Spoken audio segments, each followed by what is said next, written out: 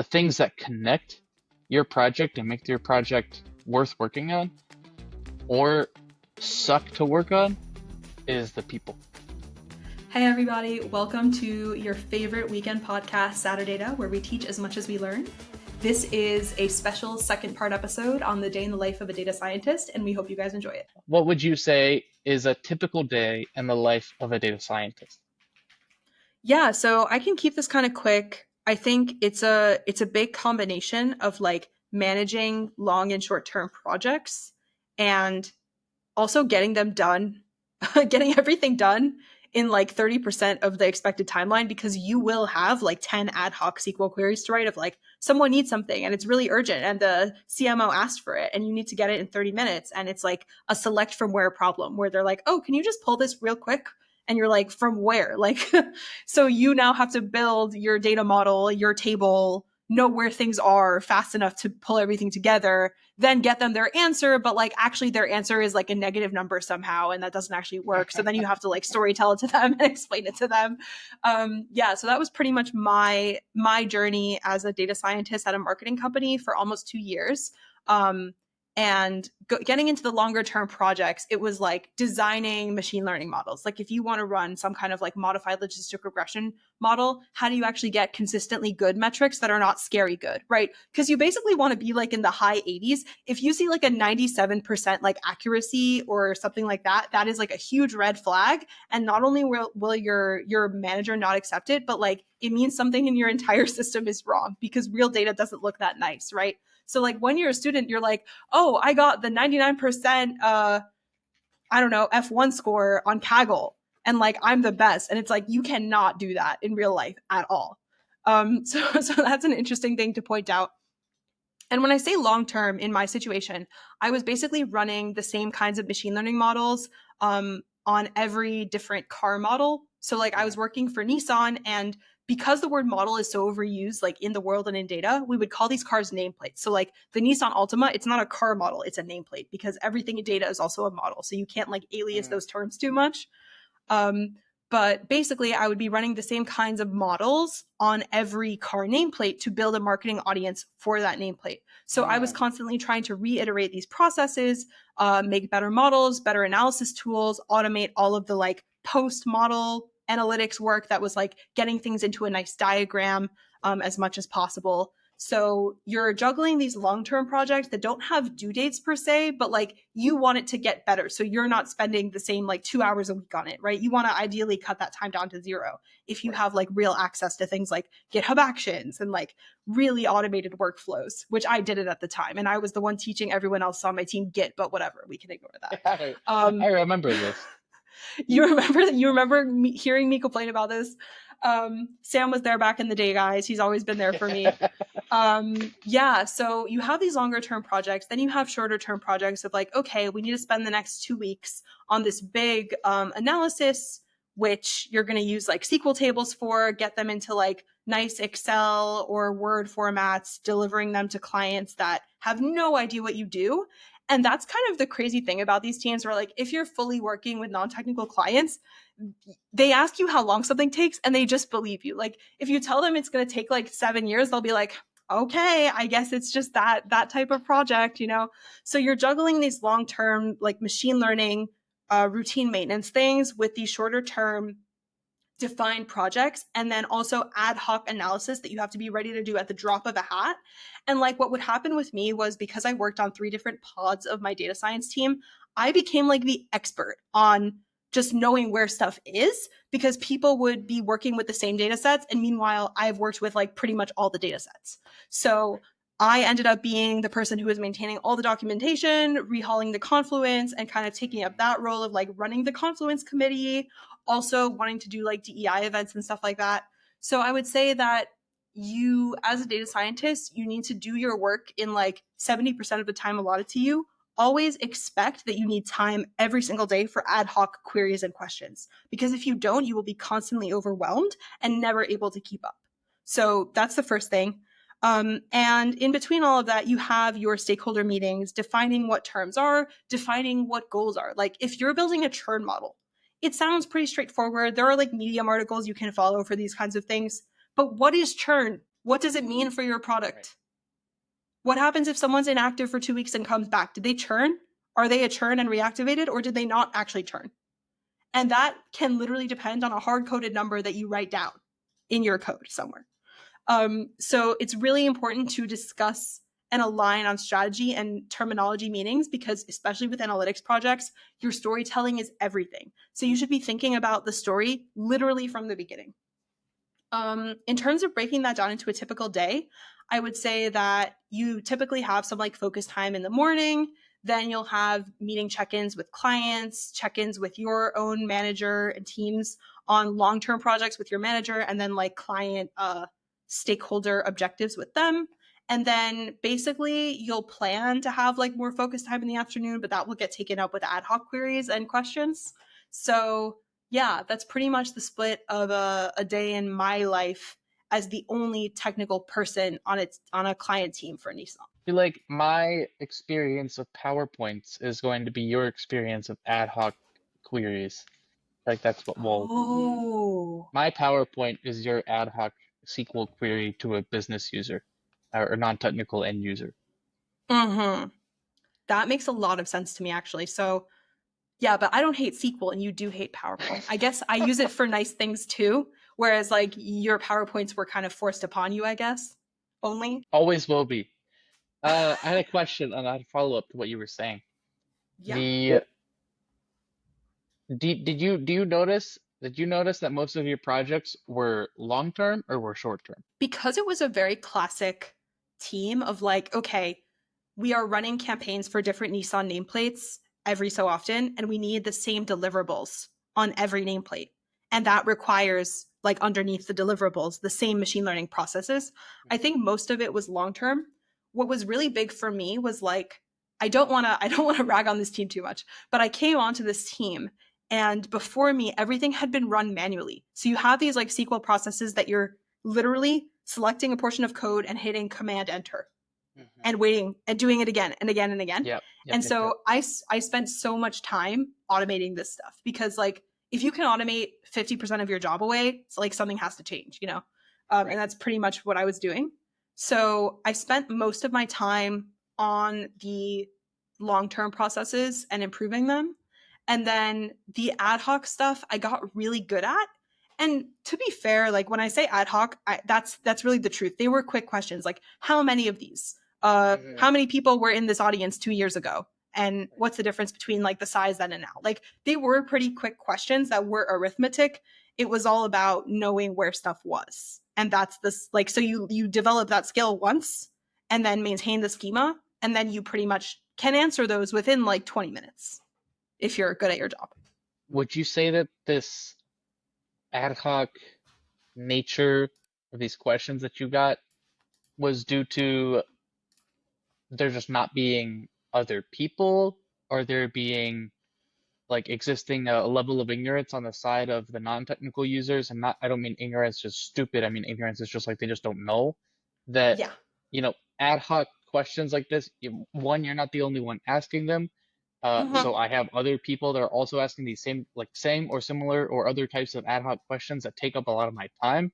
And two is like the discipline, right? Like I haven't disciplined this into them yet, that they should not be like calling me on Teams and asking me for this. Like there should be a more formal way of like they have a question, they put a ticket in, you know, I'm as like a listed as a watcher on the ticket, right? And then I have like a backlog of items so that way I can track all the ad hoc requests I'm getting in one spot. Like not it wasn't their fault, right? It was just that no one had ever, I guess, thought about doing that, because that's what now in my career, the way this is the way I handle it, right? With ad hoc work that Yeah. comes up, it's not always as complicated as a Jira ticket. Sometimes it's just, you know, I have a 30-minute meeting every day with these people, and all questions or all ad hoc requests have to come through this meeting. And during the meeting, I update the Excel tracker, right? And there's no other, and Right. maybe we don't need every day, we could do every 2 or 3 days, but Right. no ad hoc questions. And the questions have to come through like an organized manner, right? So I think, do you think the reason they did that is more just because of that, right? They just didn't have that discipline built in, and there weren't that many people that could answer the questions that they were asking. I think it's a really good question, and this comes down to people skills and self-advocacy, honestly. And I wasn't part of the problem, but I didn't know how to approach the solution in a systemic way, like you're saying. And it also comes to my maturity where like this was my first full-time role and there was no ticketing system in place. So like we had Jira for IT tickets, which was a whole complicated issue at that place. If you wanted to update your Spotify, you had to call somebody and have them on the phone with you. It was like a whole situation. But anyway, that as an aside, it would have been great if I could say, hey, all of these ad hoc questions need to go through a ticketing system. And like we have a check-in every couple of days. That would have been amazing. I think I didn't know I could ask for that. I had no Right. infrastructure to set that up for myself. And it's hard to explain. I was a data scientist at an agency called Analect, and my clients were marketing analysts at a between agency called Nissan United, which worked for Nissan. So like these were three different systems that were not integrated well at all. And like we're barely even trying to integrate them. So like I had to put my code in shared OneDrives. Like it was horrible in terms of systems. And the idea of like getting them through a system integration where I would have to ask for my own Jira workspace that they would have access to and be able to maintain, like that would have been a crazy daunting task, but I probably still should have done it. Even just Excel, like just because right now I have these issues, right, where ad hoc questions come a lot, and I have to, working with the people that I work with, introduce a level of forced like organization and discipline around how we ask questions. So that way Yeah. your ad hoc questions don't take up all of my day, because ad hoc questions and context switching with ad hoc questions becomes really difficult, right? Yeah. And I wanted to ask you, what is the timeline on these things? Because I think part of the reason that that job was so stressful for me was like, we need this ahead of a presentation in 30 minutes, and we didn't know we needed this. So like in that case, is it even helpful? Because then I'm in deep focus and I have to suddenly know to check my Excel sheet so that I can get something done. But now I've lost 10 minutes.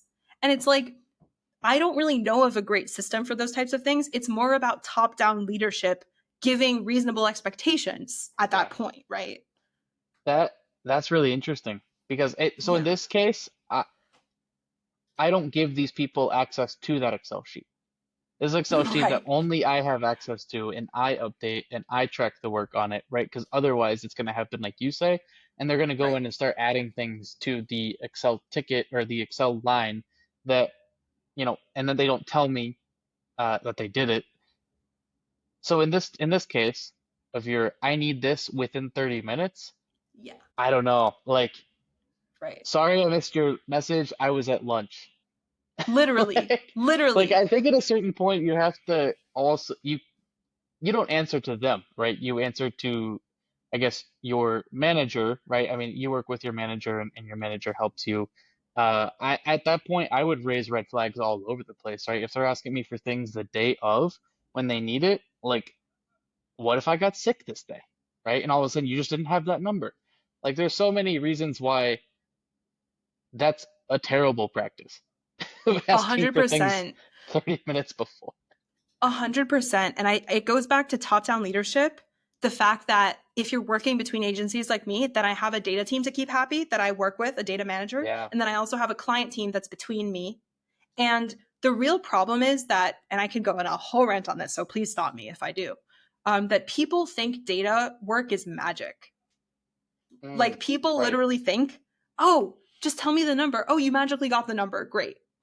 And they put it on a pedestal to the point where like, if you're not an engineer that understands engineering systems and good engineering practices, you literally just think it's magic and you have no idea what's going on. So you just think, oh, I can ask a question and get an answer. Like there's no thought that goes into that, which is the problem, but it's deeper than that is my point. So yeah. And then when you asked about skill issues, which is really what you were asking, I think that SQL needs to be a baseline skill for like marketing and finance professionals going into like the 2030s at least, where like I have created a table for you because I know how to organize my schema, right? So let's say I've created a table for you of this marketing audience that you need to work with. You should be able to select count star from table. You don't need Yes, to be like building fancy recursive CTEs. You need to be able to select count star so that I don't need to do that for you. right. Like SQL is not a hard language. It I struggle to even call it a language. Right. It's just like a couple commands, especially at that level, right? Maybe Yeah. like at an analytics engineer level, and we get into DBT and things. Like sure, like SQL gets a little bit more involved when we talk about Jinja and things. But Right. for a business user who's just having to write select one from here where date between yesterday and today, like Yeah. these things should be like it's first grade SpongeBob. Totally. Totally. And sometimes that would be, but if your question to me is literally how many people are in this group, you should be able to do that Yeah. yourself. And that shouldn't be part of my job at all. That's like the way I view it. And I think like non-programmers that I've spoken to, they think that SQL is programming. And that's why it's so intimidating to them. Mm, But if we were able to frame it maybe as like, okay, SQL is just Excel, but a bit faster. Like if we were able to rebrand SQL for business users, I think they'd be amenable to it. But because to them it's like magic code, they're a bit intimidated by it. And like the account mhm. setup for like a messy Redshift warehouse, it can be intimidating, sure, you know. Um, but you know what I'm talking about. If programming is going to Italy, SQL is like going to Olive Garden. That's such a good explanation. Unlimited breadsticks. Unlimited breadsticks. Wow.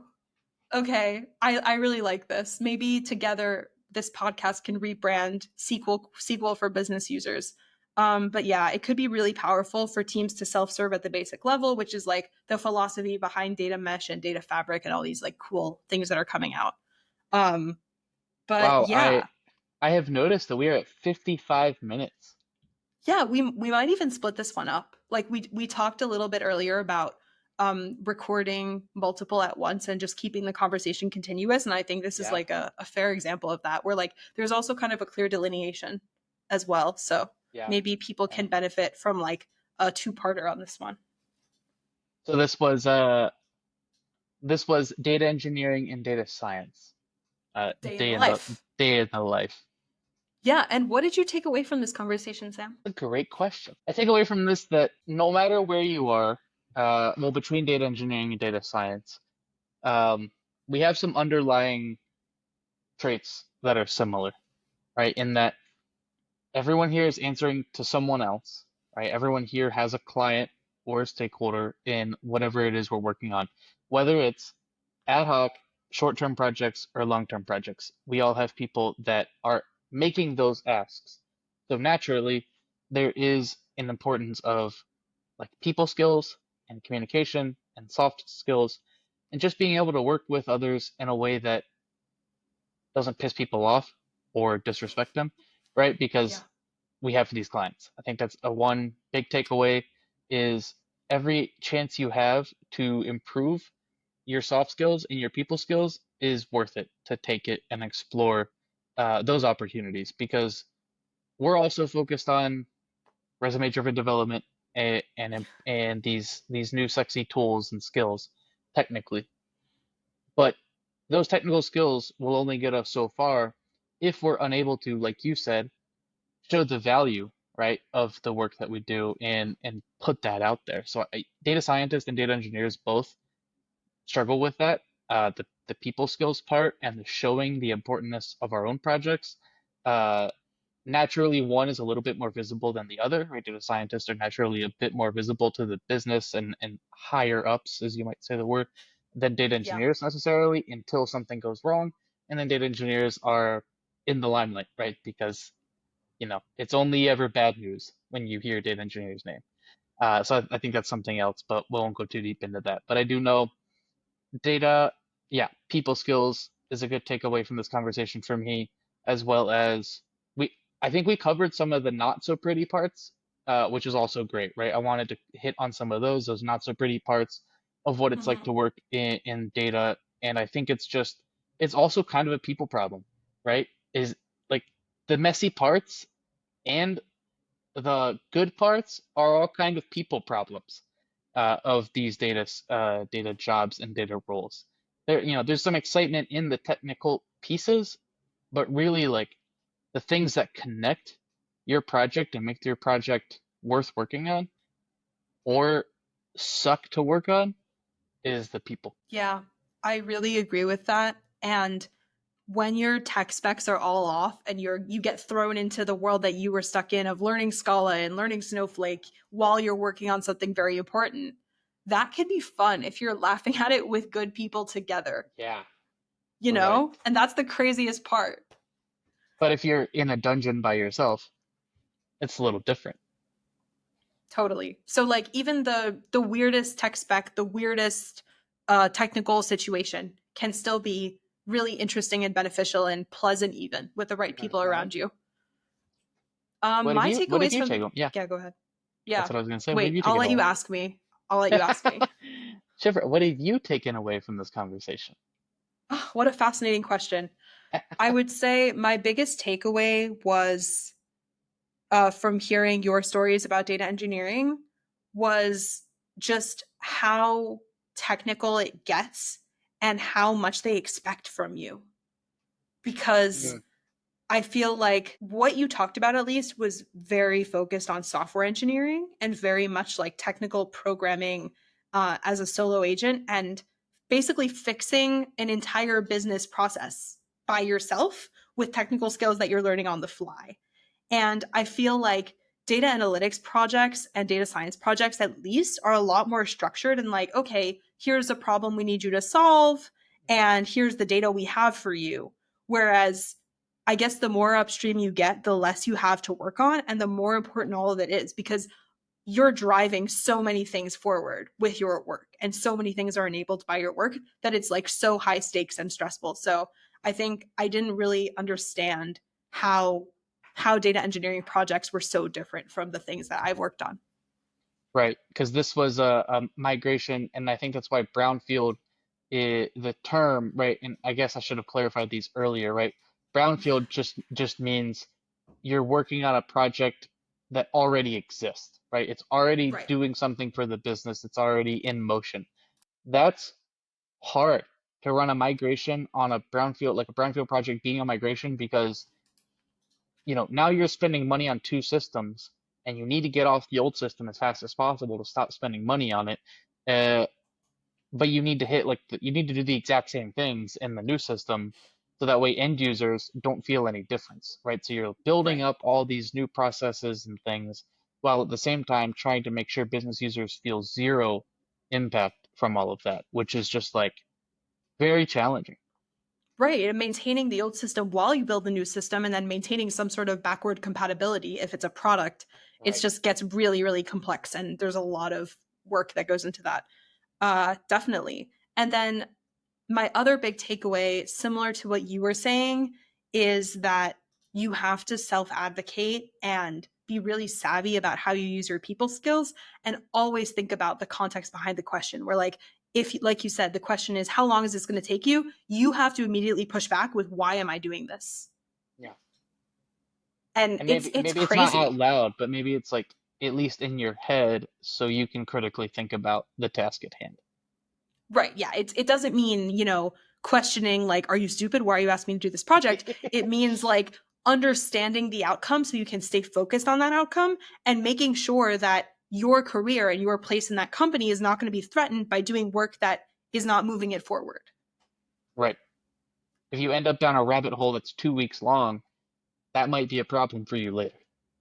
Totally. Totally. And this gets even more complicated and difficult in the startup world, which we can talk about another time. I have really appreciated this conversation. So we've talked about the roles that we've had before. Yeah. Maybe now, the next time we talk, we can talk about a day in the life of the roles we have now, and what those look like, and maybe even how those compare a little bit and the differences and similarities involved in solutions architect and DevRel work compared to the more like data-y focused jobs that we've had before. Totally, where it just gets more and more abstract, and Yeah. everything we've discussed in this conversation is a prereq for what we do now. That's why we had to have those other jobs before we had these jobs. Exactly. It all makes sense if we can story tell it in that way. What? Thank you so much, Sam, for a wonderful conversation. And we will see you next time. Thanks for tuning in. Talk to you later.